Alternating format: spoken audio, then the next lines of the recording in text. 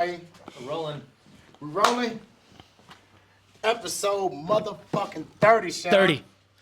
30. 40, 30. 30. 30. Nobody thought we'd Thank make you. it. It's the motherfucking season finale, goddammit. End of the year. Hell Trente, yeah. trente, You know what I'm trente. saying? Today. And Que pasa, way? we had to end it off with the season finale. We had to end this motherfucker off the right motherfucking way. You know what I'm saying? So I'm gonna introduce my motherfucking guy. Without further ado, ladies and gentlemen, I want to introduce to you my partner, one of the co-owners, one of the biggest weed brands in the nation. My nigga still can cross your ass up and dunk on your ass because you was on something on MTV. Oh, the Crew League. I definitely ain't dunking no more. Nigga, I'm old. But you can't win. you get everything else. You get fade away. You get and I still lock a motherfucker up. Pause. You get everything. I really played basketball, but now I gotta play smarter. Cause these kids is running up and down crazy. Nah, these you little know what I'm niggas, saying? these YNs is on the court with switches. Man. But, For real talk. ladies and gentlemen, I want to introduce to y'all one of the coldest entrepreneurs in Denver, Colorado. My motherfucking guy, JB, 333. What's going on, baby? What's good? What's good? Thanks for having me. Real talk. JB, JB, thanks for being here. man. For real, Real man. talk. It's a long time coming, man. Cheers, everybody. Cheers. First of all, hold on. What's up? You ever play a game called Buffalo? Never heard of it. You gotta agree to play. Before we know what it is. But this game is for life, and people will know. You agree or not? You agree? You agree? You agree? All right. So, what's your dominant hand? Your right hand? Yeah. Right hand. So you cannot drink with your right hand no more for the rest of your fucking life. First of all, and if I see you drink with your right hand, I don't care where we at in America. I call Buffalo. You gotta finish your drink and get another drink. Buffalo it is, nigga. So Okay. this- I mean, I'm going to fail this hey, during the is podcast. This is secret society. My boy Chris Copeland, man, they played it up at CU. So I've been playing this for years. I just seen somebody get buffaloed at the lake. My boy, I ain't gonna call him out, but he got buffalo with a bottle of Hennessy in the club. He had to drink that whole bottle. It was actually at Everday. It was actually It's at whatever Everday. you got in your hand. Yeah. What if gotta you're just drink? opening the bottle? Nah, if I see you drink with your Okay. right hand, I call Buffalo. Like my boy in the club, he got Buffalo. All right. He in the This bottom this with my he in bro, the this my club. fam. Buffalo. He had to drink that bottle of Hennessy. We helped him. Cause that was you know. This is a So- dangerous game. Hey, it's a life. Buffalo, Put people y'all. on. All right. Either yes or no. Cheers. All right, cheers. Buffalo We're it is, in. nigga. We Buffalo in it, nigga. I mean, at your size and stature, you Shout out probably to the Denver say whatever. Buffs. Huh? Damn. This okay. You fuck with it? I fuck with it. You see what I'm saying? Hey, that's like the third, fourth guess. I might need another one within 5 minutes. You know what I'm saying? Hey. Well, if you Your grab boy it with can- the wrong hand, you might have to. So. Oh man, hey, it's gonna be tough. I've been doing this for over 10 years, All man, right, so- Buffalo. Yeah, Nah, nah. hell no, we're gonna like fuck up. 15. 15? Oh, I'm gonna catch you. It looked like it started in China, nigga, with them videos. But we don't get there, nigga. We don't get there. They really drink Hennessy in China, real talk. Really? Hell yeah. I thought it was weird, but that's what they drink. Yeah. Niggas in China drinking hen? Just Something straight? about they can't drink vodka or something because they skin turn red. I might be wrong, so don't call.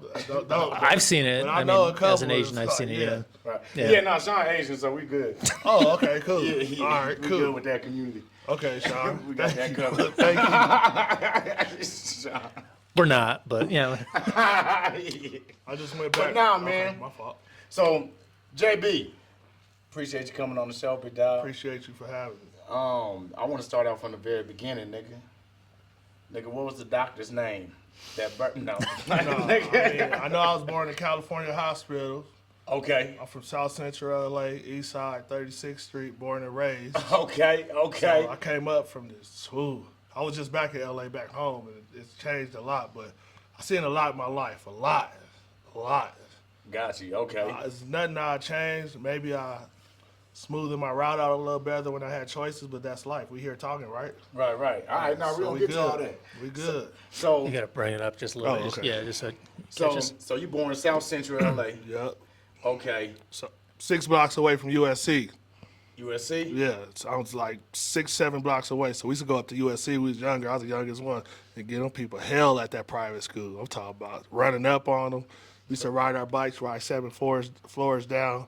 I was telling Lindell about this shit. Like, bro, you right in my neighborhood. Real talk. Hell yeah. Damn, okay. Yeah. And shout out to Lindell too, man. We need, Yes, we sir. need to get your ass on the show. But okay, nigga. So nigga, when is it that you hit this goddamn growth spurt, nigga? Like, I don't was know. You always tall, nigga. I just woke up tall. Nigga. One day. I was just talking to my cousin. He was like, I don't remember you ever being this tall. You just sprouted. He's like, one we was day. all the same height. Nigga. I was like, yo, I just woke up tall one day. That's all I remember. For real? Yeah, I don't remember, like, you just wake up tall. Nigga just woke up tall. Nigga, that's crazy. Pause. I remember my knees was hurting because of growing pains. And then I just remember one day I was like 6'7". And then after high school, I grew 2 more inches. I went to 6'9". I've been this height ever since. And then my dad, 5'10", 5'11". My mom was only like 5'4". I Nigga, definitely so where ate this the come milk. from? I ate the milkman, baby, because we got the same nose. So sometime in high school though. It was just yeah, like those. sometime in high school. But I think because my grandma on my dad's side was like 6'1". Her name was Mary. I never got to meet her, but I heard a lot of stories. And she was a gangster, kept that 38 in her purse. Okay, And shout then out my to you. grandpa on my mom's side was like 6'4". He was tall. So, Okay. yeah, so, you know. All right, man. The genes were there. Yeah, Somewhere, yeah. yeah. I mean, shit. We here. Yeah. Right, because nigga, that's crazy to go from a nigga like my size and wake up and be. I tell everybody, I was your height before. So did that change like your before, man. athleticism and stuff like that? Were you like Change what? your athleticism, like what you were doing, like as I an was always athletic, but at the same time, I just worked like where I come from. Like my mom and dad was doing other stuff, so we wasn't really in it. Like for me, for sports, just to be honest, I was like watch NBA Inside stuff and work on my shit. And then my brother actually, he went to Manual High School. He was an All-American at New Mexico. He got drafted in the NBA, and I never played basketball with him one day in my life, but it always was like my mentor and my target or just somebody, you know. First time I seen him, I was like, he was only 6'4", 6'6", and he was like, I was like, God damn. My first memory of seeing him, I know our ceilings was low and shit because I'm way taller than him. Yeah. But then that just gave me something to chase at the time for what we was going through in the neighborhood or whatnot because it's like a lot of gang violence, dope dealers. My mom and pops was in the mix. You know, they was selling, they sold a lot. My mom was a boss. Straight up boss, like boss. Like, I was young, but my auntie told me about the house being raided and they throwing weed out the windows and shit. And then I remember my dad going to jail. Then I thought my mom was going to visit him on the weekends, but she Yeah. was going to jail on the weekends, so we had to stay in the house and shit. You know, you go outside. So yeah, let's talk about the family backdrop. Like, what kind of crib you coming from in South Central LA? So the crib we had. So first, my grandpa, they came from Louisiana or whatnot. So he like the architect or whatever. So he did like Lucille Ball pools and all that. But he had different like duplexes in different neighborhoods. So in my neighborhood on 36 and Maple, we had a threeplex where we only had a 2-bedroom. So it was 4 of us in one room. And then my mom and dad in the other room. So it was 1 bathroom.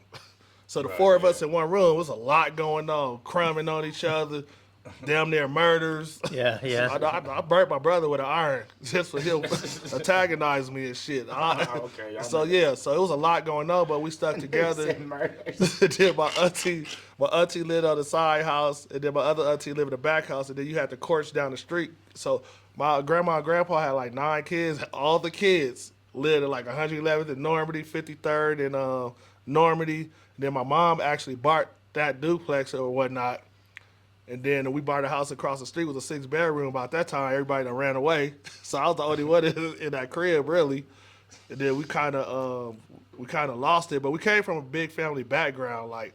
But my mom was like real strict. Like she really like was about the shits. Like I done seen some shit with my mom and my pops, and then. But what they on? Like they was getting to it. So I mean, once they got, they not blue collar like. nah. Once they got busted, I would want to say that my mom just shut everything down and went to straight. Cause my mom was smart as shit. She used to write resumes for people in the neighborhood, all type of shit. Oh, she was that lady. Yeah, she was one of those. And then my pops, you know, he Johnny Brown. You know, you get every Friday. You know, my dad drank Coke 45 every day of my life. So I'm like, yeah. So you Johnny Brown. And my dad was my hero too. I don't care about none of the cars and all the shit that Johnny Brown? Johnny Mac Brown. Johnny Mac Brown? Okay, shout out to Johnny Brown. Yeah, That's rest in peace. So both of them gone, rest but in peace, man. I didn't care what was going on. They arguing or whatnot. It didn't matter. My pops was like, he was that dude to me, no matter what. No, that's all. You know, okay. so yeah, so we held the neighborhood down. We was going like, what was there's a lot of gang. Like we had 13, we had 36th Street, we had Clanthons, we had 4 Trade Gangsters, we had the Harlem 30s over there, we had 5 Deuce Broadways. So I'm walking through neighborhoods just getting to school. Okay. And then I got bussed out to Westwood. Once I got bussed out to Westwood, it really like changed my life because now I'm going to school in Westwood. The commute was like probably an hour and a half up, an hour and a half back. Now explain Westwood. Like, what's the So significance over there, of I mean, I tested out to go to school basically with all white kids and like who mom and dads was producers or this and that, which really changed me because once I start. The more you drive, the more you on the bus and everything, now you start to see the La Brea tar pits, you start to see this, you go through Beverly Hills. I'm like, damn, it's a whole It's new like the different most life California out there. thing I ever heard. Yeah. You know, my mom and dad, like, we never, like, we was in the hood. It was struggles in the hood, but we wasn't, like, on no, like, I never felt poor. Poverty. Yeah, I Yeah. seen it. We Yeah. used to crush cans and all that shit, which I was like, damn, was this shit for fun? Or you just got to the side of the house and then go sell the cans and all that, but... It was characters in the neighborhood. We had our neighborhood Debo and all that type of shit. right. T-Man. And that's what I'm saying. Nigga, had you not went to Westwood, you think you would have ended up being South Central big dog? Like, Debo Once knocking niggas out. it was something. Mega gangster. It's something about that basketball, man. I just knew once I get that space opened up, I knew my life was gonna change at some point, and I just knew it. I just knew I wasn't gonna be there. Okay, so was Westwood when the basketball started? No, so I never played basketball. I used to play on the streets. Okay. I played in one league, was like called Trinity, but I never played. Like if just for me to go to school, if I missed the bus to school, I wasn't going to school. So then I have to act like I went to school. So I'd be like at Exposition Park, the Coliseum, all by my crib, because either get an ass whooping, stay in the house, rake the whole fucking yard. We had an avocado tree, walnuts, lemons, like all in the hood. Fucking palm trees, all that. You know? That shit be crazy. Y'all niggas got so much nourishment. I never had to go in the house and eat. Yeah, I seen like lemons growing. Yeah, like I go get an orange. What? Put some seasoning salt on the orange or a lemon, some apricots and all that, or pomegranates. Like to this day, I would not eat a pomegranate because I ate so many. That's crazy. Yeah, so we had all that. We had like all the resources. We had like crab apples and shit out here. Them shit Out here? tart Yeah. and shit. Yeah. You're supposed to eat like them. not eatable type shit. So we yeah. had all the resources, but at the same time, getting bussed out to Westwood really changed like my path. Like even when out the LA riots, like I got kicked off the bus, coming back straight to Martin Luther King. The bus driver was like, "Y'all gotta get off." I was out of school for like a month.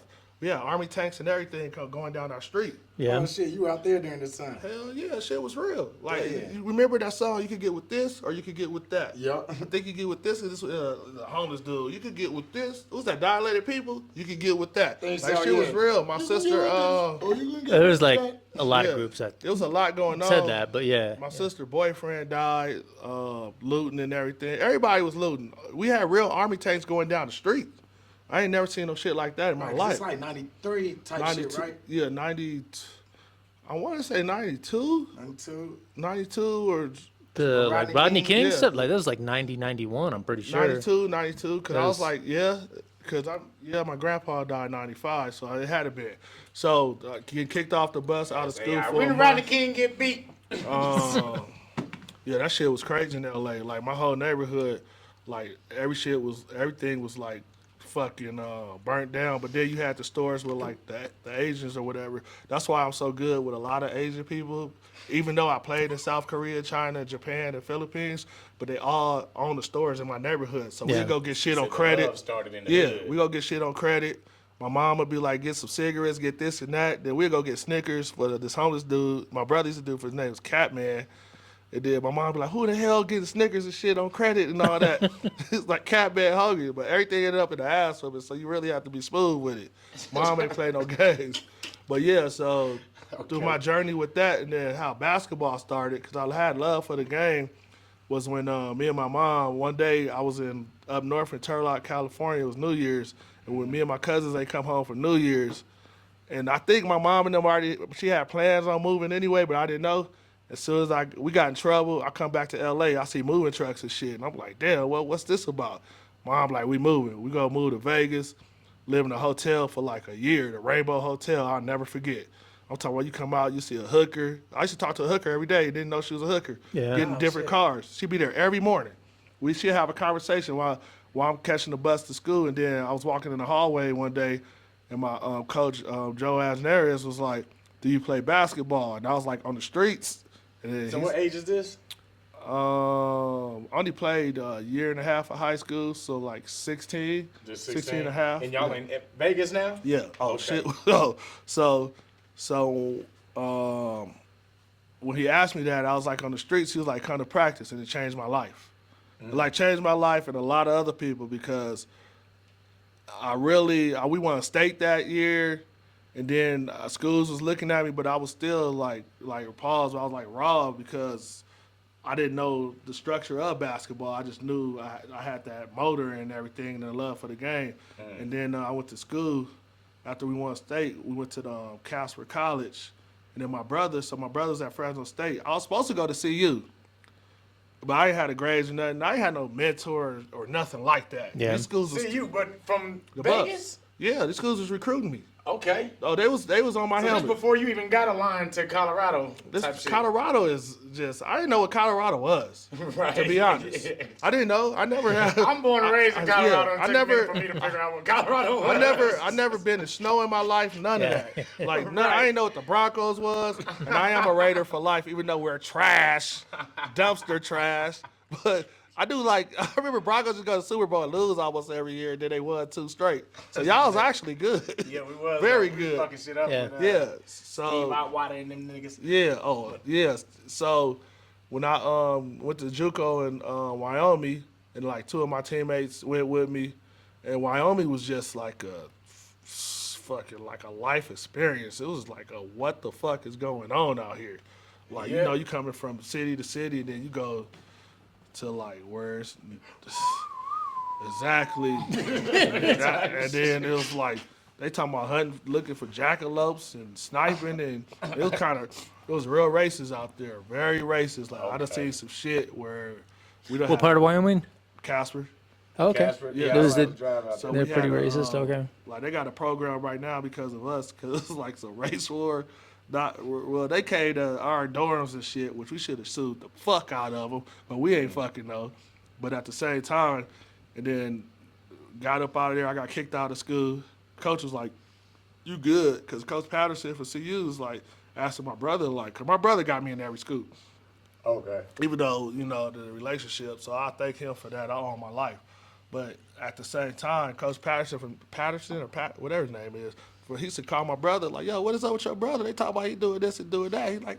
He's like he from the hood. I just wasn't mature yet, and I didn't have that direction. Then I went to school in Texas, got kicked out half semester, went up to what's the name of that school What you getting kicked out for?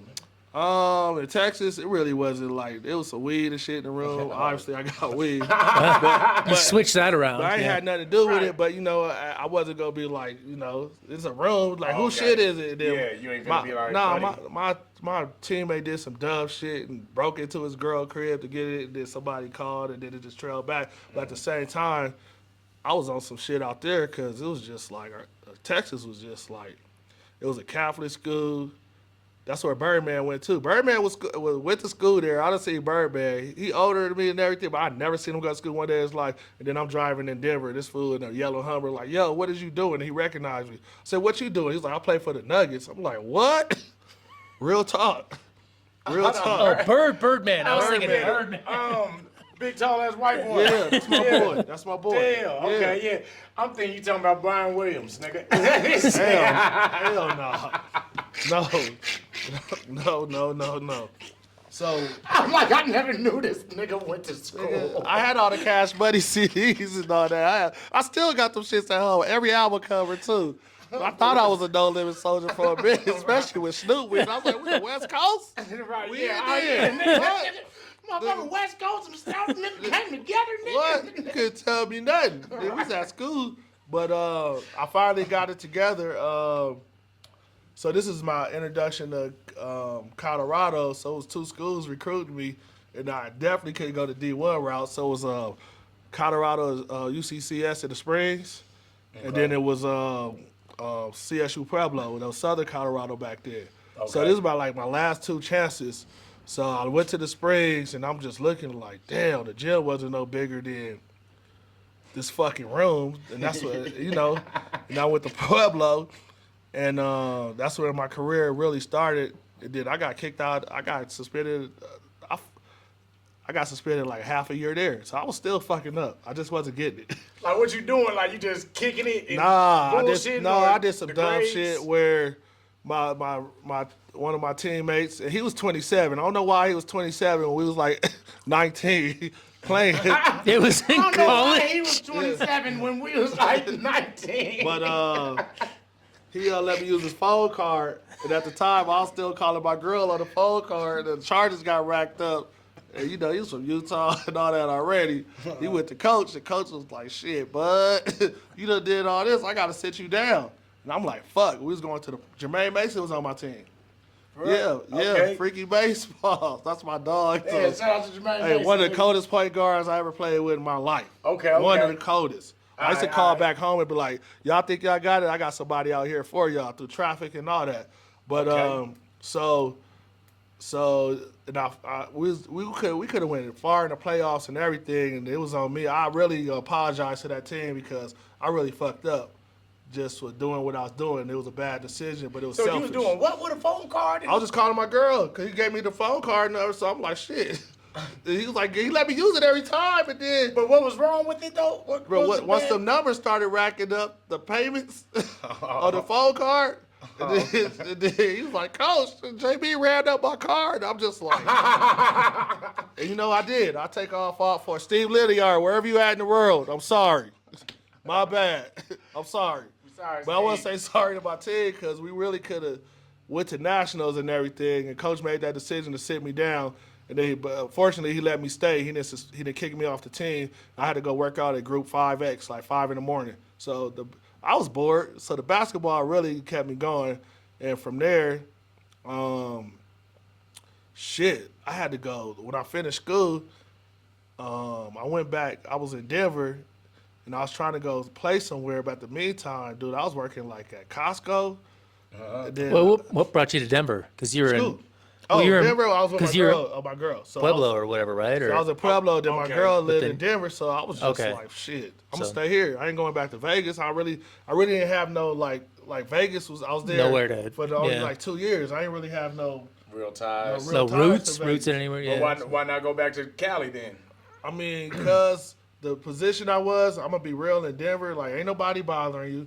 You could get on what you need to do, and I wanted to focus on basketball. That's how hungry I was. I had to make up for a lot of shit. So I was working for a little bit, and then my mentor, BV, I was in a church. Me and my girl got in an argument. It was a church right across the street. What's that church on Florida? That used to be a Potter's House? I don't know, but I know which one. the Potter's House. Havana. Yeah. Yeah. So I just went over there, and I ain't been to church in a minute. Someone was like, go to church. And when I went to church, and this is the second time, remember I told you my coach asked me if I played basketball. My mentor, BV, shout out to Brian Vane, one of his daughters overseas, two of them, one of them in Oklahoma, and I think the other one's going to Oklahoma. And he tapped me. He was like, "You play basketball?" I was like, "I do." And then I started training with him. And then from there, I went from Jay Humphrey seeing me at Hiawatha working out. And then he had a little workout. And my first trip to my first professional job overseas was in South Korea. So Okay. I went to South Korea off of that. And then, Okay, so boom. So we're not hooping in college. We just Yeah, hooping in college, I was made all Rocky Mountain West and all that, but shit ain't really mean nothing when you coming out of D2, and you just you don't got that right and you getting sat down on big games and. Nah, I was never getting sat down on big games, but I got suspended. Oh, okay. Yeah. So, my fault. Yeah. You know what? In the You're right. world, You're right. You're right. You're right. Nigga, I ain't never getting. You're right though. You're right. Cause you know what? It was my fault, and then I was suspended the rest of the games. I couldn't go to playoffs or nothing. Right. Okay. So I really was. But that's where I was going back. Yeah. So with that right there, I went from South Korea, went to Mexico is where I really started going. Played in Mexico, but I still had that attitude. I played with Boubacar Al, Eric Martin from Oklahoma. Boubacar played with Allen Iverson. And I was still bumping heads, but I was playing good. But they was tired of my attitude. My attitude was just, I had a bad fucking attitude to the point where they told me to stay in the room. They was like, yo, you ain't coming to practice or nothing. And then they brought some dude in, and lucky enough for me, he was horrible. Overseas, they don't play. You cut up, we get your ass up out of here. Okay. And then I remember the coaches knocking on my door. It was like, yo, we want you to come back. But my two teammates had to talk to me. And then Eric, I'll never get this out. The other dude that came to replace me, he told Eric, he was like, bro, dude's like 6'9", 6'10". He was like, I don't ever want to work at the Baby Gap again. And that shit just hit me right here. It stuck to me to this day. Like, yo, you don't get your shit right, this is what the fuck you gonna be doing because of your attitude. That's when I start being a pro.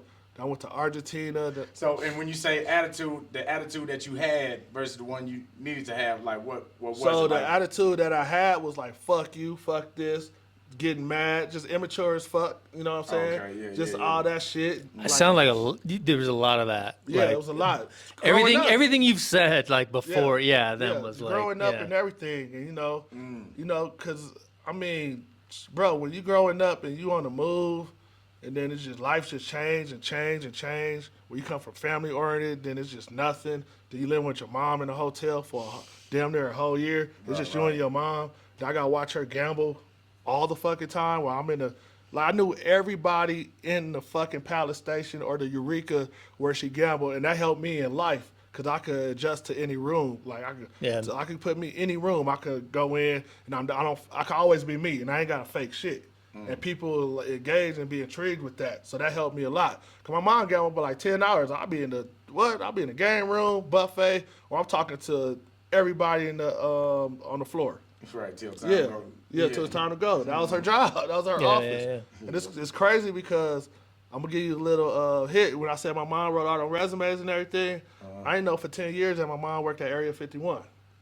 Yeah, we get into that. Oh, okay. Too. So the whole podcast just changed. Let's talk about that. Nigga, we just went Joe Rogan. Nah, bro. She told me she worked at Area 51, and I want to say 2021, and she told me everything. When she first told me, I just hung up the phone. I was like, "You been scared the shit out of you." Yeah, I'm like, "You been in the feds?"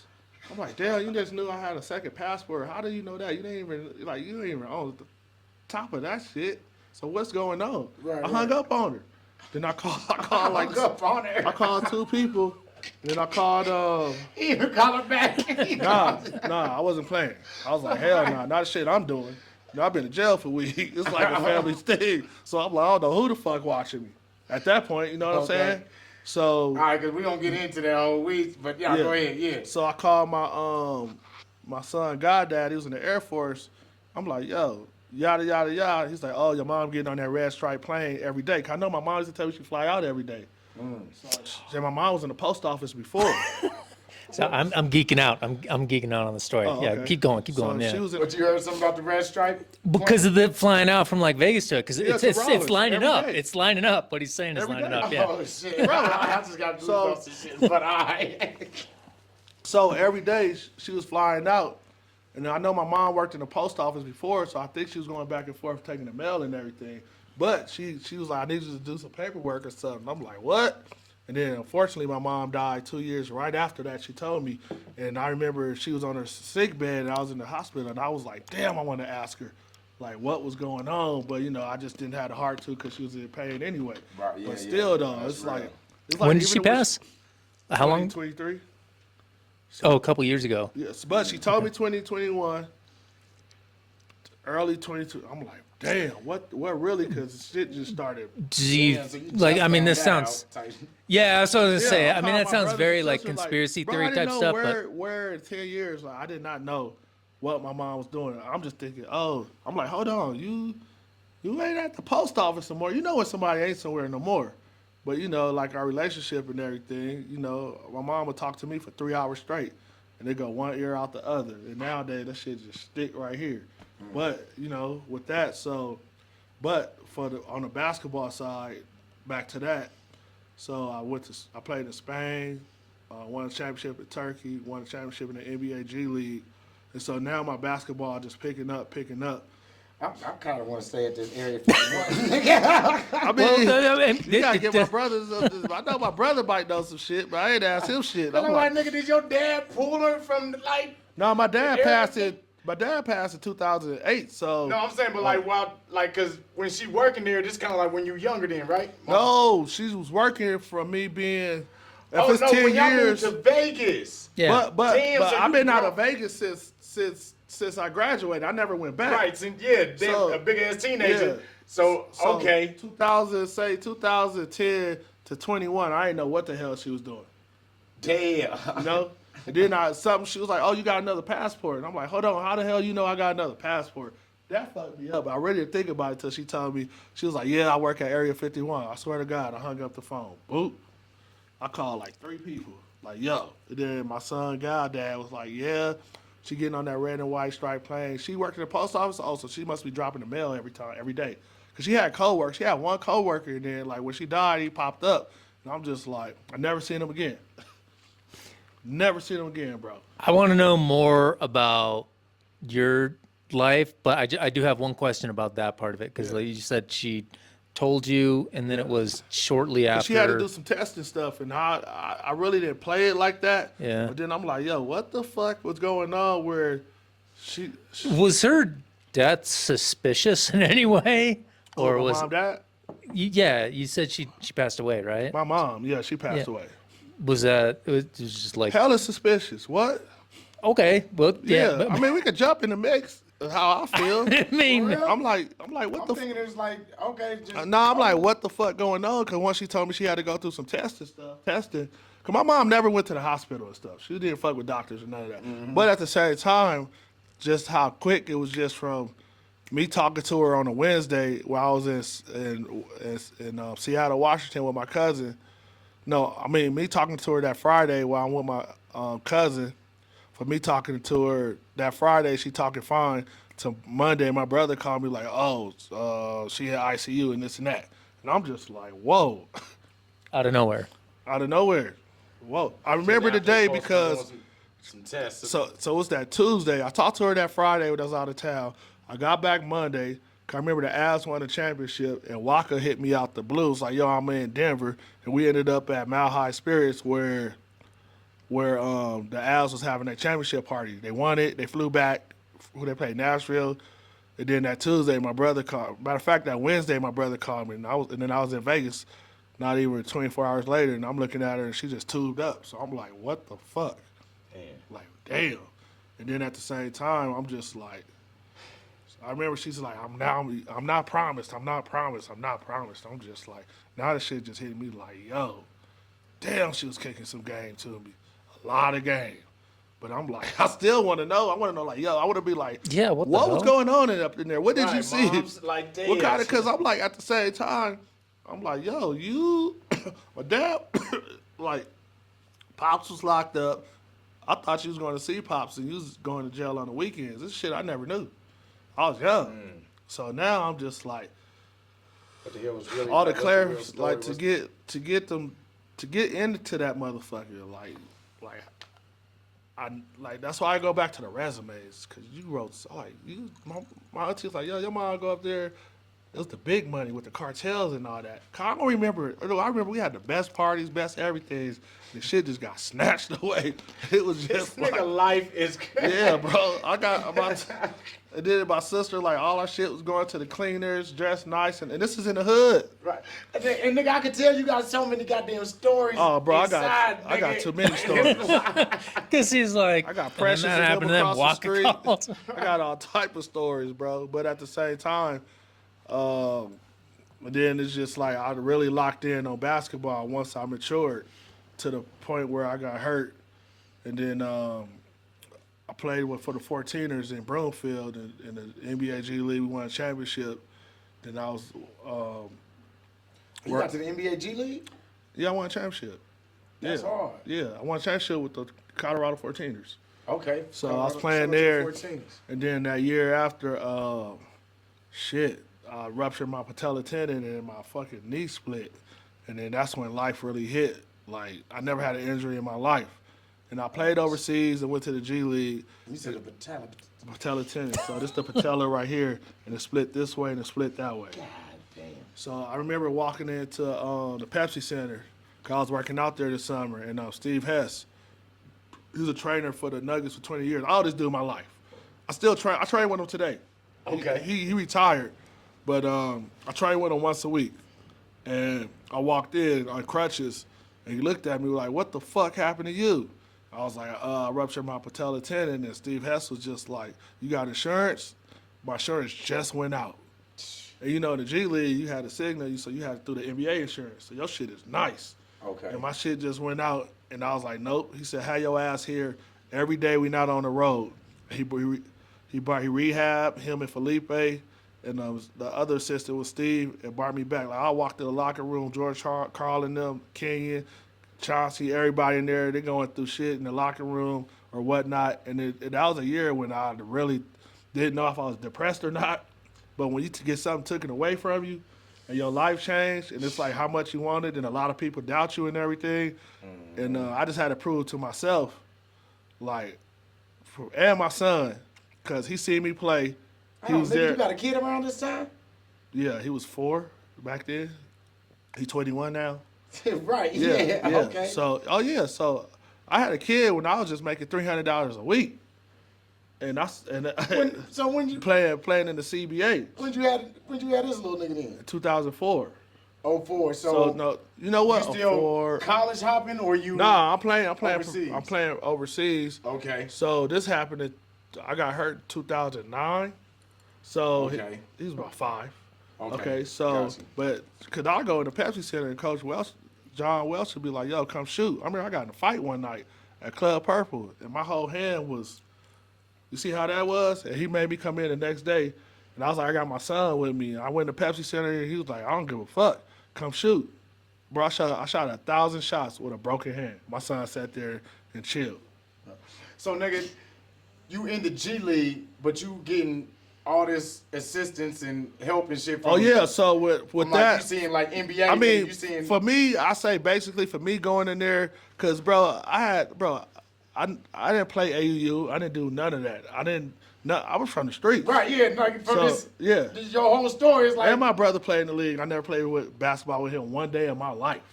Okay. So you imagine, see your brother played in the league. He was drafted by the Clippers. Okay. And he was an All-American at New Mexico. So, but everybody knew who my brother was. Okay. So when I be like, "I'm Johnny Brown, brother," they be like, "You Johnny Brown, brother?" Johnny Brown, shout out to Johnny Brown. Yeah, shout out to my bro. But I never had no direction, and then like my dad and my brother relationship was my brother was never around. So I used to watch videos of my brother playing, and that's how I really started. Like I watched videos, and I used to watch the NBA Inside stuff, and I used to go like steal moves and go in the backyard where we had a bike rim and some wood, and we put the net on it. And I'll just be back there all day while everybody else gang banging and doing what they doing. Yeah, my cousins, not all my cousins, but like some of my cousins, people in the neighborhood, like everybody we knew. I just chose the basketball. And it was you. Ain't nobody like was it somebody that kind of geared you? Like, My brother used to be out back there, but my brother thought he was Michael Jordan off top. I'm like, that shit was good when we wasn't good. I was like, God damn, they want to do reverse layups and all that shit. But when he caught up, it was like, yo, you can't hoop with me no more. But he pushed me. My brother did. My other brother pushed me. My brother Dewey. But at the same time, it's like when he went away, he had to go to Job Corps and all that shit. I really had to grow up because my sisters and them would come off the bus. They fighting, they whooping like girls, all that shit. Right. She used to go down. And my brother, if I get in a fight, he right there. Now my brother gone, everybody on my helmet. Oh yeah, still held my own. I'd be like 12 fighting 17-year-olds and shit. I didn't give a fuck. I bet, nigga, you probably look 17. But at the same time, too, nigga. just with that right there, when Hess he just, bro, that dude put me through rehab, and I actually played 4 years after that. I went back to the G League because I was overweight, and D Brown was my coach for the dunk contest. D Brown, the Celtics. Damn, yeah. Okay. Yeah. So, who did this? Yeah, Yeah. And he was like, I've been looking. He's like, I was looking at you when you was, I was watching your film. You was playing. He said you got it, but you still got it after you rehabbed and all that. I wasn't the same, but I just had to prove to myself, like I could get back to that level, and I got back to the level I wanted to, and it was over. I was just like, I'm cool. It was over. So hold on. So you don't. So these niggas don't work you back to health, like. yeah, but I wasn't the same player. I wasn't athletic. I wasn't just the same. I got smarter in the game, could shoot better, but I couldn't move how I wanted to move. I was moving, but look how, you see how big this fucking knee is and this knee? Pause. But this shit is like not the same. Yeah, now you potato. yeah, Your potassium tendon, nigga. And I, wait, what'd you say? Potassium tendon. What is that? Nigga, I don't know. A patella tendon. Your pituitary. Yeah, hey, keep that left hand, boy. It's too crazy. Oh, you. I don't know what. He good. You figure it out. That's all I got. Yeah, I don't know what I did on camera, But then that's how I transitioned Buffalo. in All right. to Dro. Okay. All right. So boom, you got nursed back to health, but you I ain't just feeling wasn't the same. yourself like. No, I knew it was over. Right. Like I mean, that second year in the G League. And is it like that fear, like when you want to go somewhere and like I don't want to do that. I didn't same think thing about again. it. Nah, I was over that. Like I was trying to dunk from 8 months in. Okay. But- All right. So it ain't the fear of the injury. Nah, but it's just I wasn't moving the same. You know, motherfucker, ha. He's just like, oh shit, you over here? And it's like the older you get, the younger they get. Like I gracefully was like, yo, That part. from where I come from and what I did in my career, there's a lot of I watched a lot of dudes on TV, and a lot of dudes I played with was all American shit. Still didn't have the career I had. So at the same time, I'm like, I was happy with myself going into my next venture, but I didn't know what the fuck I was gonna do. I knew how to network. I knew how to move around. Now, that's I definitely knew how to. time. I definitely knew how to hustle. Right. But it took me 4 years to transition. I was at Muscle Farm, so I used to be at Muscle Farm over there off of Havana. My boy Nick Valdez brought me in there just to come work out. And then I started building relationships. And then my business. So I went to China and they sponsored me while I was in China. And then after that, So hold on, nigga. So you go from not playing hooping no more. well, and you that's just- my last. I went to China on some like tour shit. I was in Before China hooping. before that, yeah. But this time they sponsored it, and then I started doing. I started working with them, and then my Okay. business partner came to me. He was like, "Yo, we got this Dro shit." He was like, "I think you'll be good for it." And the first thing I As told like a spokesperson or like no, a? just to come in. Oh, it's like Oh, a. help out. I came in and earned my shit. Okay. Right. I came in and earned like everything I own from what I do in life. Like I didn't want nothing for free. I came in, but at the same time, I was like, when he told me that, I was like, I don't want to be Al Bundy. I don't want to sell clothes. This before the weed. Okay. And he was like, we own the. Cause I ain't gonna lie, Dro was just like It was just clothes. I remember just seeing Dro hats Yeah. and shit in the It was hood and clothes. shit, and so I'm like, what is Yeah. this? It was clothes, and I was like, I don't want to be Al Bundy. So I was like, I don't know. Then I went home and did my homework. Nigga say Al Bundy sold shoes. I know, man. I know. But I went home and started doing my research, and I'm like, I'm from Cali. We grow hydro. I grew up on hydro. And then I started listening to music, and I was like, how many Dro is in like a lot of fucking songs. And then he was like, yo, we own the trademark and everything to this. And then I was like, bing. So That was the key behind it. Like even- owning just but those three even letters. Even though owning it, but it's really my life. Like everybody in the company that's an owner, they got different stories about they weed ventures or whatever, but it's all Dro. Yeah. Like being in jail, this, grower, that, or whatever. So once I realized that, I was like, I'm in, and I just like, fuck it. Leave your ego at the door and get to fucking work. And we just went like, I remember the first concert we did for merch was, we did one Top Flight at the Gothic. We didn't have to pay the van or nothing. And Okay. we was selling hats and hoodies and stuff. Shout out Top Flight. And shout out Top Flight, shout out Hip, shout out Tef, Johnny Rockets too. That's my dog too. Okay, yeah. Shout out Johnny Rockets, man. And, shout out to Gothic too, man. Shout out to my best friend, the president, Denver Mike Gomez, because he the one who gave me the opportunity to bring the apparel and everything in. So we did that. That went good. And then we did. They had another show at what was that, Fiddlers, like Summer Jam.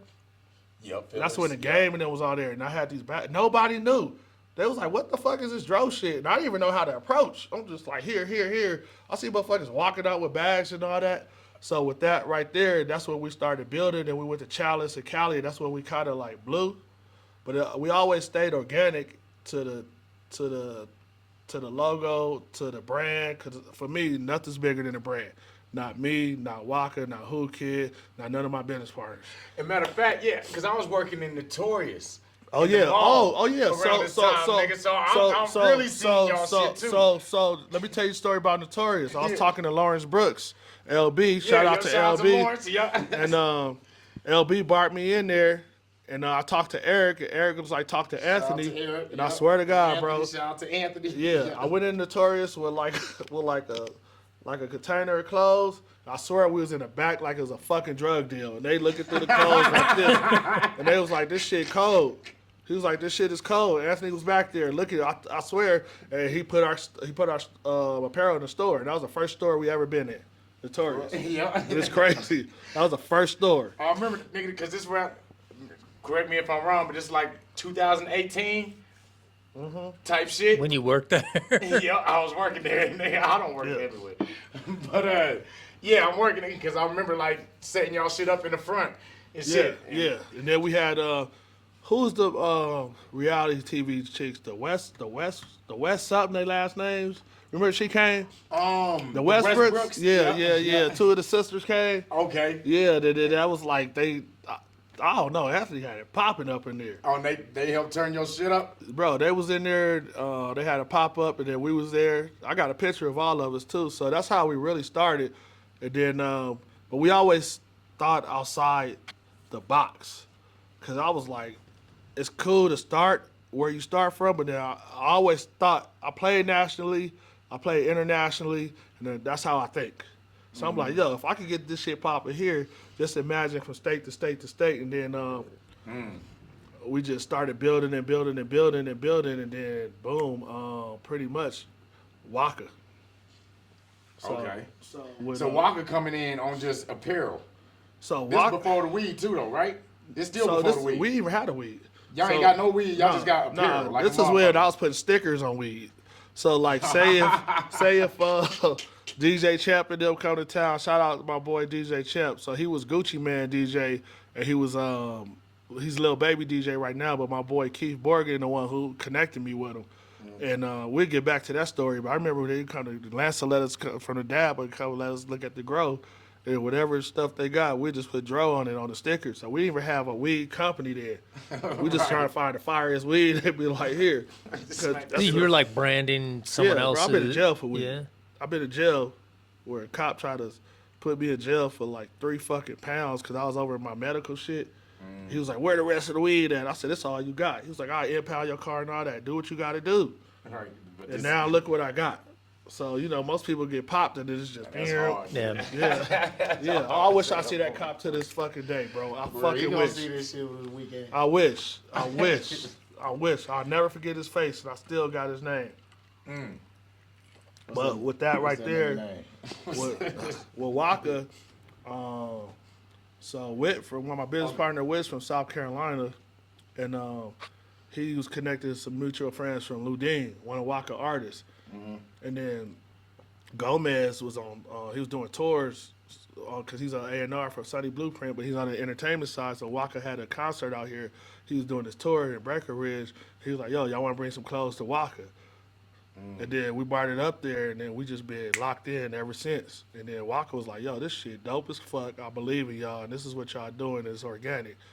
And then we just started building. And then Waka, a lot of people think he just, what do you call it, a endorser or something? Or Yeah, basically. Yeah, Capital. influencer or whatever. I'm like, nah, he's a part owner of the company. Right. Point blank. Him and DJ Whoo Kid. So he was out here, or he was in Breckenridge. You He's in said Breckenridge. he had a show in Breckenridge. Yeah, it's one of the What's college what's shows. in and it what's was in popping. Breckenridge? I have no idea. Breckenridge, that's like a ski town. I don't know. To my, Well, I'll tell But you he had a what. show out Oh, it's a there. venue out there. Oh, It was yeah. like private party, rich people or So, something. yeah, like it was that. all like the schools, they'll like the fraternities, a book, and then it was just. Oh, like, that makes sense. yeah, Okay. one time the first time I seen him perform, I was like, what the fuck? These, like, for me, for Waka, like, even on the fraternity side or the school side, this is what I see. You a freshman coming in, and you a senior going out. But you get a Waka show where you can do whatever the fuck you want as a freshman. And you could probably get 3 more years in that. And it's all the fucking memory. And then build his catalog. Yeah. Build his catalog where you got people that's like 30, 35, 28 right now. Like, oh my God. They know everything. So, but we built from there. And then we've been on this TV show, What the Flocka, in Atlanta. I Where remember seeing y'all. I was Yeah. like, Dad, that's my nigga. that was during COVID too, man. I was like, God damn, I look fat as hell on TV. I was eating. You was So- on TV a lot too, nigga. You was on the Drew League shit. So the Crew League, Crew we did League, that. yeah. I was on G-Eazy team. yeah, And, yeah. so yeah, we was playing against Tiger and them. So we just started building the company. Whooped them niggas, man. Yeah, we should have, but I don't know, man. That's life. Yeah, we should have right. though. But we started off good. But so we just been building, and then shit just kind of blew up. But we always kept it like this.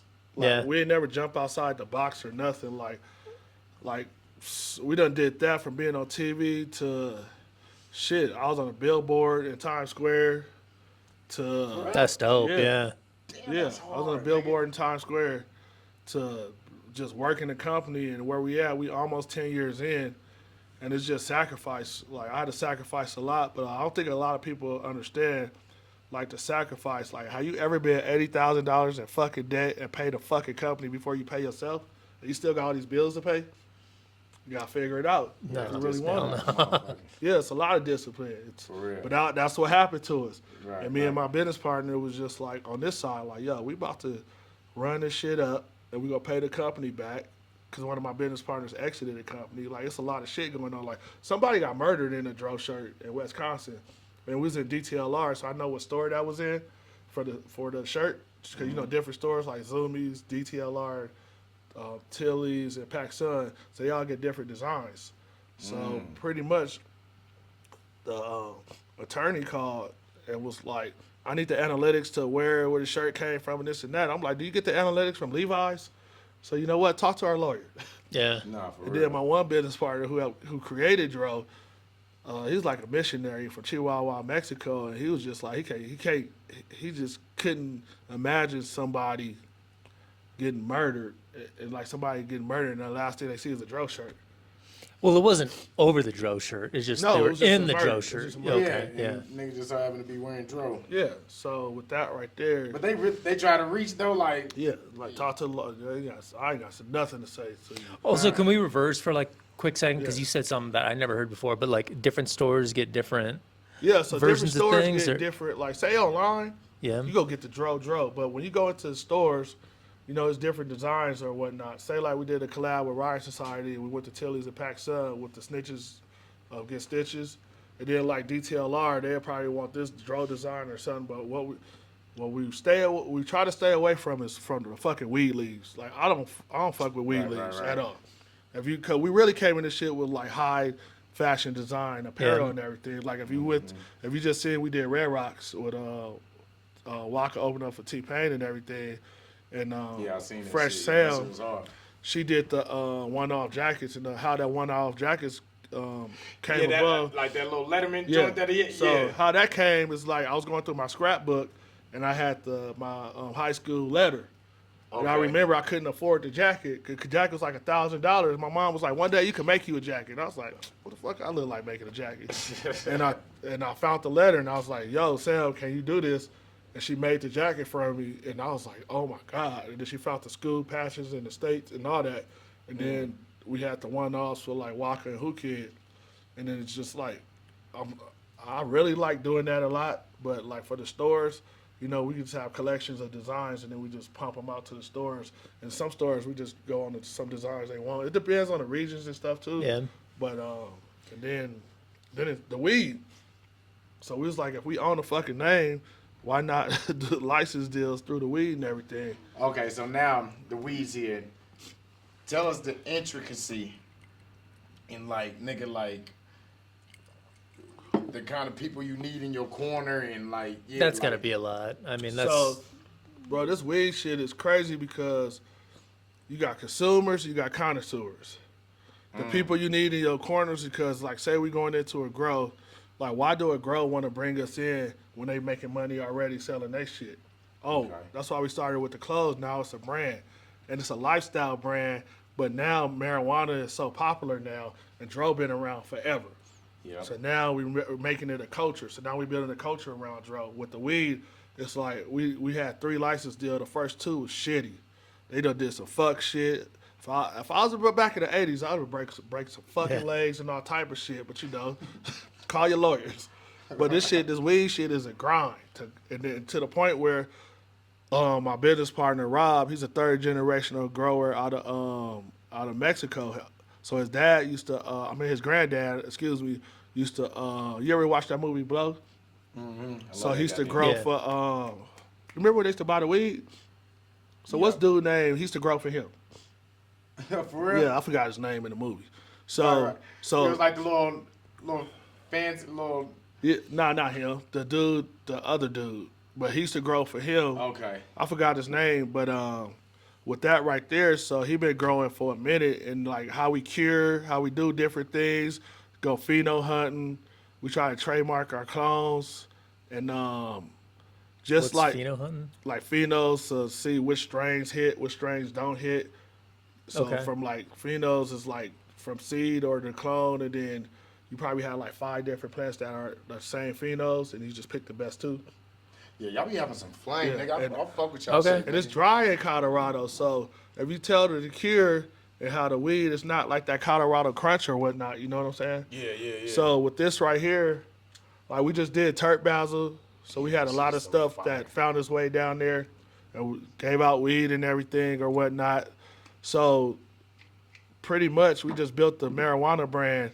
And, you know, Colorado is like Denver's like they don't care who fucking weed it is. Is it some good weed? Nigga, Yeah. for real. 'Cause it's a lot of So wait, Oh, my did you start all this from scratch too, or was Hell this yeah, from the- you? from- Okay, because I was getting the idea that like you kind of so- met or worked with some people that were already working with some. No. That So already the had something thing going with on. this is, just imagine our first license deal and it ain't go right. They try to Okay. take control, do some bullshit. Second one ain't go right. Then we found some people that just made sense, like a match in heaven or whatnot. Because when you say license deal, this is them So we license- taking your name on Yeah. their bud.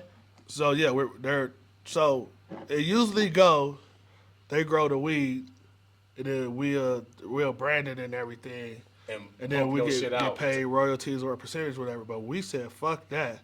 We go get the phenos. We get the sales reps. You know what I'm saying? Right. Like, we got to do all the QC. And Yeah. then they let us come in and do it. We do the pheno sales reps. We pick which ones are good or whatnot. It's like a team. And once a team, like it's a basketball team, everybody on the fucking string, this shit start working. And then it's like, oh, shit. Damn, I wish I played sports. Now we could license in different states. So now we got a license deal in Florida, where Florida is 22 million people. So we starting our first 2 stores in Tampa and I believe Orlando and Gainesville. on some cookie shit. Yeah, on some cookie shit. Like, you know what? Cookies is like the blueprint, but we just try to figure out how to. They're like, I competitor. ain't had the money, cookies money to come in, but we figured this shit out. To be honest, but the cookies the blueprint, point blank. Right, Like right. people could hate on cookies or whatnot. I got a brand, but the way they did that shit to come in, go to different states and do license deals, and then I look at y'all niggas shit like cookies, nigga, for real. But with the SOE and SOP or whatever, but the reason where I think shit went wrong with them, it's like anybody start growing their weed, and that's when it just take out the branding and everything, because you don't know who the fuck growing your shit. Yeah. And then like the people Cookie made it to the point where people get hella hype first 6 months of honeymoon, and then the $60 eighth start, like fuck that. Why I'm gonna go get a $60 eighth Right. Where, for me, what we did, we asked who owned the middle shelf, not the bottom or the top. Oh no, the store owner was like 85% of the people we don't have nothing in the middle shelf. All right, we gonna put some fire ass weed in that motherfucking middle. and some jars in that middle shelf. But this gonna be some fire ass weed where you could go get a quarter for $40 to $35. $35, And you still could go nigga, buy you a joint or anything you want in the store. Because as a consumer, these people work hard, and when they get their check, they want some shit that they can afford and they can really get fucked up on. And that nigga. Yeah. I appreciate you, man. Yeah. You a man Nah, of people, bro. nigga. Yeah. I mean, I'm a hustler. All I know is hustle. Nah, that's But real too, yeah. I'm always gonna be that, but then you change it into a business and everything, and then when you say I deal with corporate and all that. So now we licensed in Florida. That should be starting in March, and then with the cones, we just the Dro cones. So we just decided to do cones, and you got the red bottoms. So the red bottoms is like pretty It's clever. Yeah. Clever shit. You know, you have some soccer moms or whatever. They want a little joint or two, or just for females, it's just sexy. Or you just smoke some red bottoms. You know what I'm saying? Yeah, it just sound fly. Yeah, it's fly. You know what I'm saying? Yeah, For so real. these will be in 7-Eleven starting in March. So it's a brand, but it's different SKUs. Like we got a skate team, all type of shit we do, but it's still building a brand, and we're building it out of Denver, Colorado. But it's like, for me, you build it out of here and let the world see it. We don't have stuff in Australia. We don't have stuff in clothes in London, Australia, all over the nation. Yeah. Yeah. So What's the skate team? You said there's a skate we team? got like skaters from. We actually got a skater skating across America. I hope he almost there, cause he just skated from Cali all the way. That nigga's almost there. Yeah, skating all the way across America. But then we got skaters in Florida. Like these dudes is some ride or dies, bro. Like real, I Check appreciate on that it. nigga. I mean, man, the skate across and he doing it for charity. Yeah. So you know, like Nigga, what route is this nigga taking? Nigga, what? life. That's what Right. it is. But nah, he's a good dude, man, and I appreciate Okay, him. shout out to that. That's hard. Yeah. This nigga skating across America as we That speak. is crazy. Just Bro, I ain't seen you skateboarding. drink Like, one time with your shit gone. That's crazy. What? Oh what? yeah, you been drinking. You ain't been drinking. Well, you drinking No, a I've little been bit. drinking. No, my shit, but I ain't gonna lie, I don't know. Nigga, you probably could have got me on some Buffalo bullshit. And nigga, I probably would have got caught up, but You right. But We- yeah, it's we about here. building a brand and building a culture and everything. And I'm still building. Like I was just in Miami, 2 days back here in LA. And this is like structure and dealing with the right people. You know, we still learning after almost 10 years. Yeah. We started from like, I remember driving 17 hours to Victorville, California to go sell clothes in 115-degree weather for 3 days straight while it was a weed event and we had no weed. damn. Then when I'm watching Jungle Boys make $3.2 million selling apes all weekend, you know, so it's like a lot of like dealing with people in the industry. You really gotta take a step back and like think before you talk or this and that, you know, Right. because always the brand first. Yeah. No matter what, like somebody could be wrong. It's the brand first. Yeah. But you know, I like to walk in these rooms, 6'9", but playing basketball around the world. And then my mom and them used to have gambling parties, all type of shit. We had to sit in Miss Vi house. Miss Vi was like 90 years old. My mom and them be gambling. She had like, when she was spitting tobacco and shit, we been sitting on the couch, just about to see a mouse or a roach or two. I'm like, God damn, that smell. I can't get that smell out of my fucking. I'm like, damn, Miss Vi. But my mom and them used to gamble, all type of shit, neighborhood, everything. I don't remember seeing some shit, man. I remember Yo, seeing. nigga, I feel like we need a part. Nigga, we need to get all that shit up out. Yeah. Your ass, Paul, and then nigga, we need to get nigga the real stories too, nigga. Like since we got the backstories, we got the misvibes, we got Oh the man, names. and- T-Man was a neighborhood diva. I remember during the riots. T-Man looked like Mike Tyson too, whoop everybody. Only person I seen whoop T-Man was my pops, and the Mexicans jumped him, hit him with a brick. the Mexicans jumped. He used to get out of jail. Like T-Man was like that real diva. I remember during the riots, he came in the backyard, slammed on it, ripped the court down. Ain't nobody say nothing to him. We just built that motherfucker back up. Hey, T-Man. You didn't have the growth Good job, spurt yet? T-Man. We used to have Good dunk. Miss B always telling. Chihuito, he had the racist dog. Get out the yard. That motherfucker, you better run. So, nigga, what made you just fall in love with Denver, too, though, nigga? You know why? Because it's in the middle of America. Don't nobody fuck with you in Denver. I've been in some shit in Denver, though. I've been had the Crips on my helmet. I'll tell you a story. What? But if you want to get some shit in Denver, you can. But if you don't want to be bothered, nobody won't bother you. I be saying that shit about Denver. Nah. If you want to be in the bullshit, there's some bullshit. Oh, yeah. You can go join. That's why my favorite, like Denver, I'm like, nah, don't get it twisted. Because I remember me being in the club. I was on IR, and my team was on the road. And I went out, and I bumped into some Eastside Crip. Baby T-Lo. Sorry, Nah, what's his name? Debo. And one of them, I guess he had a peg leg. I don't know, bro. I don't know. But let me tell y'all the story real quick. Sound like I know him. So we in the club. Somebody bump a girl. She throw a drink in my face. I'm like, cool. I'm good. She started talking shit. She was about to throw another drink, so I just chucked the drink at her. Next thing I know, somebody came. I blacked out. And it was like, I remember J.R. Smith and them, and my boy Renato Bachman, and I was in there, and my undercover cop, this was at Sutra, undercover cop jumped over the bar, and I threw him back over the bar. Next thing, shout out to Diallo, because Diallo saved my life. Diallo saved my life because these dudes was on my helmet. Like then I come out, I had braids. East Side niggas roll deep. They got this shit called East Side roller coaster and shit. Niggas, I'll be on some real shit, especially me not being from here. And I'm humble, bro. I've been through the shits. Right. And the police, like, they had the fire hydrant mace. Sprayed me with that. They took me to the hospital. I came out the hospital with about 30 Crips out there. And I was like, what At the hospital? Yeah, they had to draw down and everything. And then they was following me. Niggas was following me. And then two of them, the undercover cop tried to sue me, and one of the Crips tried to sue me. I'm like, how the fuck y'all gonna try to sue me when we was fighting one-on-one? Yeah. Oh, nigga, because you play basketball and all that. I'm like, nigga, I'm in the G League, the D League. I'm trying to make it. Right, nigga, it's D-League. I done made some shit over here playing overseas first. Finish this shit in the streets, But I'm nigga. like, but that shit told me like your life could be taken away from you that fast because it happened out here. There's a lot of athletes that have been shot, killed, and everything. And I'm fortunate, like, not to get into that. But, you know, Diallo had a conversation with me because these dudes was following me. I be in the all-white spot. I'm like, what? I was like, yo, my teammates looking like, JB, what's going on? I'm just like, I don't know. Because, you know, they heard about me getting a fight. My coach ain't know.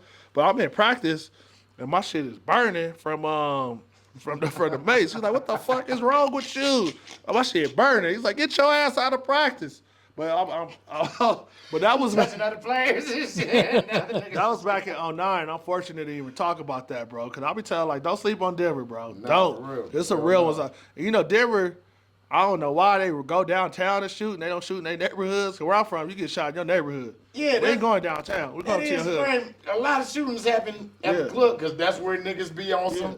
I know the beginning of the Denver club nights. It be on some like niggas be getting dressed. Niggas be pre-gaming and shit, niggas be chilling, and then it be like one nigga who got the heat and like, nigga, anybody in that motherfucker get the tripping nigga tonight, nigga. But this nigga, is I'm where I nigga. come from. I got cousins like that. I got cousins I could never bring to Denver, Colorado, because they be on that shit. Right. But for me, I'm like, if you in the club, either be there with your chick or try to go get some chicks. Bro. Other than that, like, it be the young niggas, nigga. It be them 20. I'm like, what you there for? 20 and 30 niggas. And you know, a lot of people lose their lives and everything, and I'm just like. And some niggas, like the two tough niggas, they don't know how to pull bitches, so like. Niggas don't like to fight neither. Niggas don't like to fight. I'm like, put your hands up. Let's see what you got. Right. Now, you don't want to take an L, but nope. I'm way beyond that, because if you do see me out, you're going to see me about 15 minutes. I'm up out of there. Right. But, you know, I'd rather go to a lounge, or I'd rather just go to a restaurant, you know, turn up. That's how I be, because I be damned, me having younger kids, I be damned if the story be like, Dad got took out because he wanted to go Man, to the knocked club out, and took out, you know what I'm saying? stumped out. Right. It can happen out here. Nah, word. Yeah, so unfortunately, they even like that situation I got into. But yeah, bro, I got some overseas stories too. Like that? What? Like, bro, I played in, bro, what? You know how many I don't countries I played in? Well, I can't. You have to put some hands on some Taiwan. No. Overseas, it's about that money. You gotta be a professional. Okay, yeah. They kill you over there too. Oh, So shit. they don't play. I used to come back from my flat in Turkey. Like Yeah. if I was in the newspaper or whatever, the taxi dudes would be like this, and then they just have all type of weapons in their taxi. They take me anywhere I wanted, like protect me and everything. But even smoking overseas when I was in Turkey.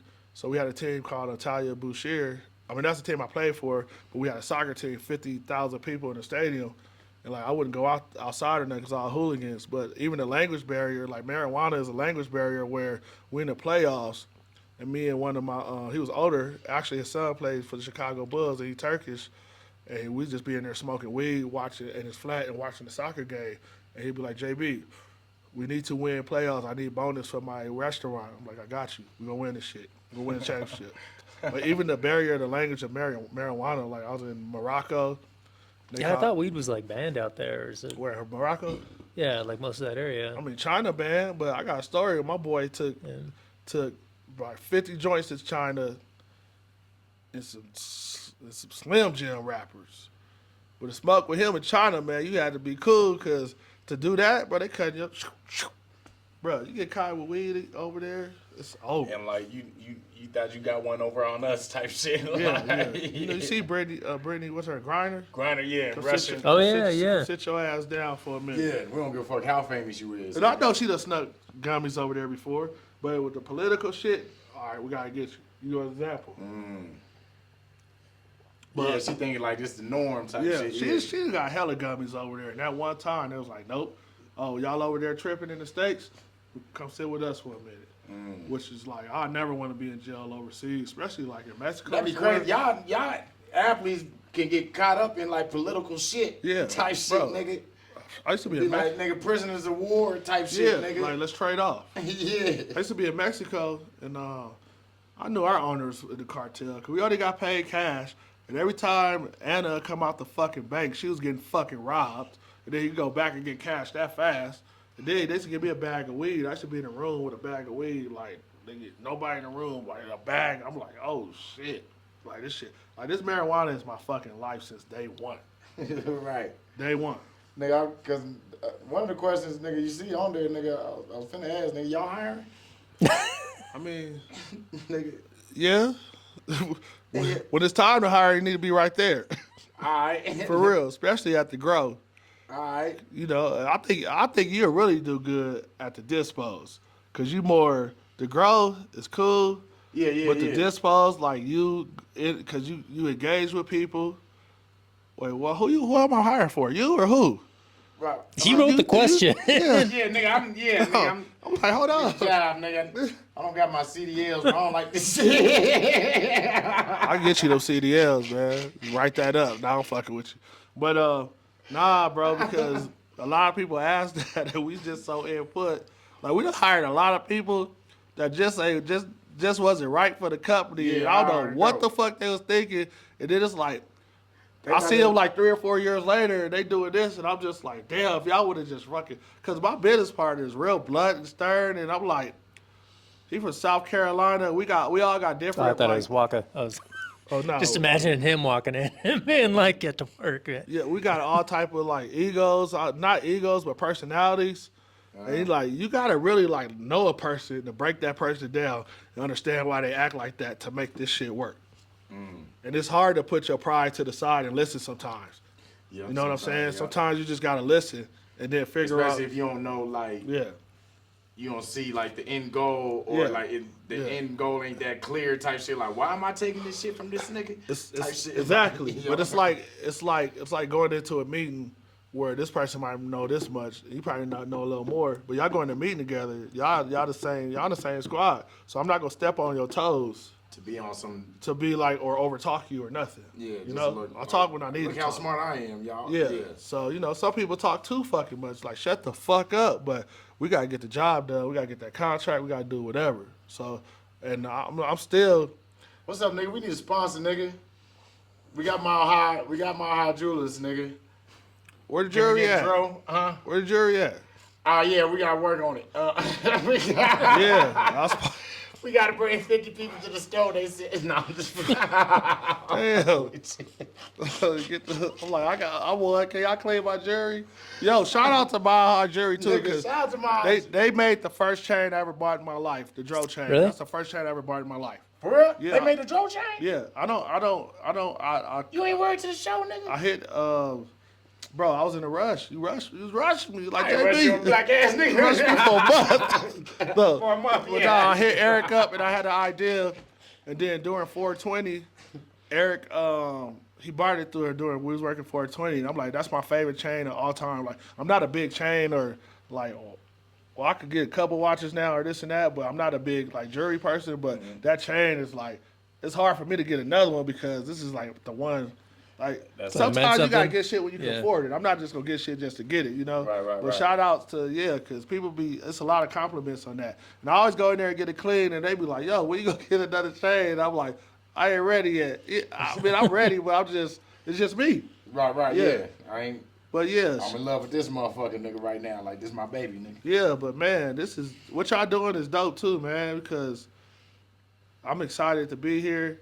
Nah, nigga, I'm excited with your ass beat. Nigga, this is hard, nigga. Yeah. I appreciate your ass really being here, nigga, because, nigga, I seen, and I still see the vision type shit, nigga. You know what I'm saying? It's a deeper vision than what it is. Where now I'm like, God damn, I can go in this room, that room, or I can do this and that, or I know what to do, or I know if I'm talking to somebody in the first 3 minutes, I'm like, I'm not fucking with you. But I'm still that dude. If somebody asks for something, I will drive my car to what you need. Right. But like, say a rapper come in town and stuff, it'd be some people like, oh, I didn't get this person something and never get to them or this and that. But if I fuck with you, I'm gonna get it to you. I'm not ashamed to drop off some shirts and shit still. You know. Let me know, nigga, if you need another drop off, nigga. I'll drop off some shit, nigga. Let me. Hey man, Nigga, we'll call it the drop off. Yeah, nigga. Let me know if you need a drop off, boy. Nigga, a runner. There it is. That's the hood term, nigga. Let me know. A runner. Yeah, even if you do skits or all type, cause bro, you talented, bro. You do a lot of stuff. Right. Nah, that's You real nigga, I talented, appreciate real you, talk. man. Like you do a lot, and it's just keep going and keep grinding, and you still doing it. And then one day, like I feel like one day, like being on the Times Square, the billboard and all that, or this and that. For me, it's like what's next. Like we just did Red Rocks. They Waka them throwing weed in the crowd and all that. It's like what's that next the next day? Cause this shit got to keep going. Like Right. I don't know how to celebrate nothing until I win a championship. You know what I'm saying? right. You know, you That's could be winning, but where's that championship at where you put that ring on and be like, and then keep going and go get another and another? Because this is the hardest shit I've done in my life. It's hard. You feel like you're just moving so fast that you're like, I'm moving you fast. can't really like but, take the time to appreciate it, or Um, because that is big. Like Red Rocks is big, you know. yeah, Red Rocks it is. One time I caught myself looking like, what the fuck? Then you got Dro on the screens and all that shit. Yeah. So it is. But where we come from, man, and like, it's a whole lot of mental shit where you just like, yo, it's just what it is. This is a multi-million-dollar business now, huh? Man, this shit about to be what? Wait till they turn them federal lights on. Federally legal, I'm gonna be ready. We're gonna be ready. This is what we work hard towards. But then it's like giving back. I want to do more stuff. The golf stuff with Squizzy and Nina, I love doing that. I love golf. And that's where I found my happy place. But like the stuff Squizzy do for the city is real big. And then Nina for the golf. And like even Kevin Kane, Alvin, and Francois, what they've been doing for the city and everything. Yeah. Shout out to 3D. Yeah, it's like Shout out to Squizzy like Gang. they always been accepting. They always like brought me in as family and everything. And you know, I commend them dudes because bro, they from here. And you know, it's hard to like you got people in your ear, you got people doing this and that, and you just keep going, and you keep going, and then you built this, and then I'm like, yo, these dudes is really out here doing it. Right. And I don't think y'all niggas know how big y'all is and how much y'all mean to the city, nigga. Cause like being a real Denver nigga, born and raised in this shit, nigga, we don't see a lot of ain't a lot of success stories, nigga. Ain't a lot of big balling ass like real balling like make it move, nigga. You might have a nigga with like some 24s on and shit. You know what I mean? Well, how many potholes they got in the city? Nigga, yeah, nigga. How many potholes you got? Nigga, Them down there's now- like haters. You got 24s, you got a hater going down here, here. Where I'll be like, oh, I'm gonna drive the same car for at least 10 years because I'm never in it. I Uber a lot, but at the same time, I'm comfortable where I'm at. But it's a bigger place where I want to go. Right. You know? Nah, nigga. So like to see y'all niggas like in these spaces and doing these things that like niggas seem unfathomable and unreachable type shit, and then still be in the I amongst the appreciate it. people and niggas still be able to touch niggas and shit, nigga. Cause- That shit hard, nigga. That shit mean a lot to me. I don't see what's outside the curtain. I see what's inside. Yeah. But I don't see how people like come because I don't know, bro. I think I'm the coolest dude you could be around. We at the bar.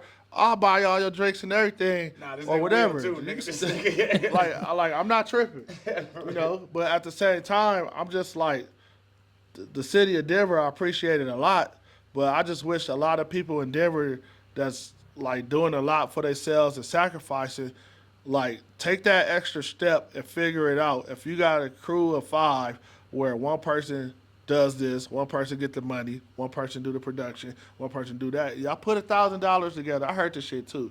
That's why I'm saying it again, but I heard it. But at the same time, it's about the sacrifice and how can you get to that next step? How can you get to there? How can you get to there? Because the shit costs, it do. Right. But you need like it's a lot of talented people in Denver where I think the world needs to see it. Right, Like, you right, know, right. you got people like Trev, you got AP, you got Yep. Shout out AP. you got Keenan, you got Ray Reed, you got Doobie, who's in Cali. Yeah, And yeah. Doobie, man, my bad. I'm going to get you some kush. My fault. And I was in LA. You ain't called me, you ain't hit me back about that party neither. Bro, yeah. Do me a party. man. But yeah, bro, so like I owe Doobie a fade, man. That nigga, he ain't been answering my calls and shit. Nigga, he's supposed to help me write a song and shit. Now he wrote some shit man. with Kelly Rowland. Now he want to charge me nigga $400-$500. Nigga, you switching up on me, nigga. So, but with that right there, like, it's a lot of people I see, and I'm not from here, but the way, like you're around people, and they, like, Denver's a state where it's a lot of nice people, bro. Like, people get along and everything. It's politics. People do this and that. But, like, even the sports community, like, coming from L.A., I ain't never seen Magic Johnson in my fucking life. I ain't never seen no Raiders, Bo Jackson, or none of that shit. I mean, we used to sell programs at the Coliseum, and we get into the fourth quarter. That's why the Raiders my favorite team. It's like a memory and this and that. I always be loyal to the Raiders. Do we suck? I'm fucking tired of this bullshit. But at the same time, it's just like a kid in Denver could go see a Nugget or a Rocky or a Bronco. right. Like, Out here, they're just yeah. around. Yeah, Yeah, they just around. You can see that shit, and that shit give them like spark them up. Oh shit! Right, I can yo. see a motherfucker I watch on TV and they cool and everything. Mm-hmm. You know, it's a lot of mentors out here that don't even know they mentors. That part too. Yeah, For it's real, a lot for of real. mentors out here that don't know they mentors, and you know, it's just sticking together as a community. Because I'm like, Denver can have one of the biggest cliques ever to go out. What? For real. There's people out here to click up and go to different, like Atlanta, States, New York, nigga, for real. this and that. And like I've been to these. I used to be like ashamed to tell like people I'm from Colorado type Yeah. shit. Then I like ended up shaking that shit because like a lot of my family, I'm the only one out of my mom's kids that was born in Colorado. Everybody else from Kansas. So I used to try to ride the Kansas train. Yeah. Then after a while, I was like, nigga, Nah, nigga, niggas you from good Kansas here. really started hitting me like, the block over there. I'm like, look, nigga, come here. You good out here. Nigga, I ain't. 'Cause- So niggas like I'm going to these other states, nigga.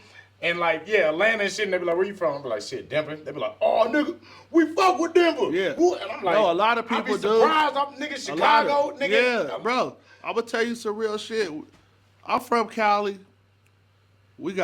I come from the best weed ever, but we had the best weed out here. When I could take weed to Cali, and Cali, like I was just out in L.A. and I got the red velvet Gary Payton. The motherfuckers like, you got some more of that or this and that? And I'm from here. I'm like, fuck, we doing our fucking job. Cause I look at Cali for weed before anything. 'Cause that's where I come from. Right, That's right. what I should throw like seeds on the side of the house and really grow some plants and not know what the fuck we doing. But yeah, Right, And then, right. and then they like, who the fuck growing shit on the side of the house? We didn't say shit. We right. just cutting leaves. And now for me to really be in the marijuana game, like the way, and I want to keep building and building it, but it's like education. It's about bringing the right people in. But I remember, like, say, Gomez, Denver Mike. I remember he rented out Airbnb and had every artist in Denver together. Yeah. And I was like, yo, that's what the fuck you need to do. Right. And then a lot of Yeah. people go, they leave, then go back and leave. But I'm like, bro, this is one of the dopest cities ever.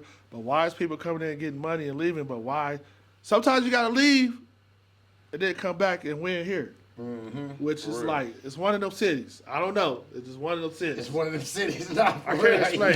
Yeah, we're not like a big market It's type not city. big so market, but you got the most. we don't have the audience here, but you we're have, trying to you build have it. the most Yeah. concert venues in the world in Denver, Colorado. So I don't know what's shit. Yeah, I don't know if that is that true. You Is, got Red is that a Rocks. thing? You got Mission Ballroom. You got, of course, Ball. Like the You got Ogden, the Ogden, Fillmore, you the got the Fillmore, Bluebird. you got the Bluebird. Yeah. You got the Gothic. You got the There's a smaller lot. shits, Fox Theater. the Lambert, Yeah. all that, bro. It's Roxy, a lot yeah. of fucking the Roxy.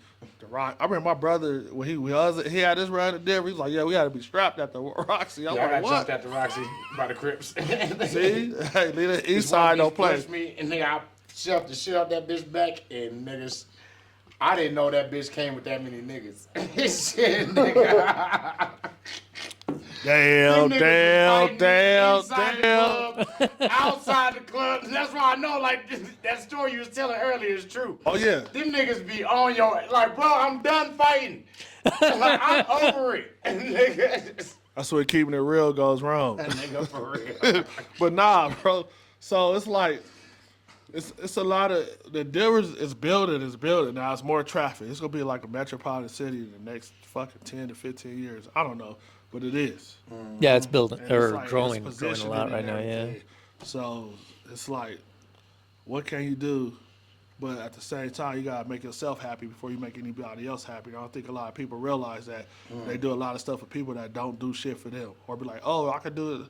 No, you can't. No, the fuck you can't. Let's just be real. But let me figure out myself, and then I'll figure out the situation. Like for me, somebody come in, this one thing I'll talk to everybody. Like fuck that. I know how it is running around or this and that, and you trying to figure it out. What the kid for like clothes or this and that or weed. But if I don't know, I'll probably put you in front of somebody that know. But other than that, I'm like, you gotta figure your shit out. Right. Like people are like, oh, let's do this or let's do a clothing collab or let's do that. Sometimes I'll be like, yo, build your fucking brand like I'm trying to build my fucking brand. And then Because a collab could happen, and you might have a better audience than me out here, which should look cool and shit. But what the fuck are we getting out of this fucking collab that it can help both of us? And then you just look cool, then you gotta go to the next thing. So I'm like, yo, build your brand. Keep building your brand. Keep building your brand. Build until that shit is like, oh shit. This is what the fuck we doing, and we could direct what we need to do. Like, it's a lot of people where I heard a lot of no's. No's. I done had a billionaire try to come in the company and take all our shit. Because when they come get other companies, it's like toys. You know, billionaires are billionaires because they don't never spend their money. And they bring in other people's money, then they, capitalize. So they don't want off to spend of no that. money to like Hell no, invest. they in? don't spend money. Oh, Not with that. What? You be shit out of luck. you said they try to flash like little shiny shit in front of y'all to sell the. Oh yeah, they gonna get you. If then they put this in and it's like the contract, like, oh, this ain't right. This ain't right. Next thing you know, you ain't got shit. Then they push your shit. Then boom. I mean, that's just a couple experiences though, but it's like stay true to your brand. Like I have to. This is my life. This is how my son. Thank God for his mom because she gave me a lot of runway, and he's in a good school, private school or this and that. He get better. I got a son that was in public school and private school. I was in public school. I was getting bust out. I loved it. But you could tell the difference. You could tell the difference of learning and everything. But it's like staying on top of your shit and then like figuring every day. It's like you got to rebrand your shit every fucking day, especially with the social media and content. You got to rebrand, and then it's a lot. Like I still, like we old. I'm like, bro, I can't fucking this TikTok shit. I can't fucking figure out. Yeah, this And then TikTok it's shit. this hard. IG and all that, and I'm just like, yo, like my son. I was like, give me 5 rappers. This was when Yellow Beezy was popping, and he popped up in the Dro shit. We sent it to him.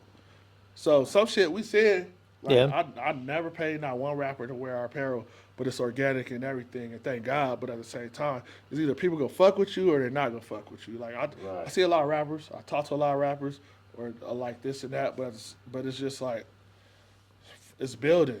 You know, we still building. We still fucking building. Y'all Do you still building do right it? now? Do you still do a lot of that? Like try to make those relationships, like Hell give out yeah. stuff and like. Bro, you I know, got all kinds Waka, Flocka, Flay. Yeah. I got DJ Whoo Kid, one of the best. DJ Whoo Kid, man. That dude right there, I feel like I know that dude all my life. But DJ Whoo Kid's in front of everybody. Yeah.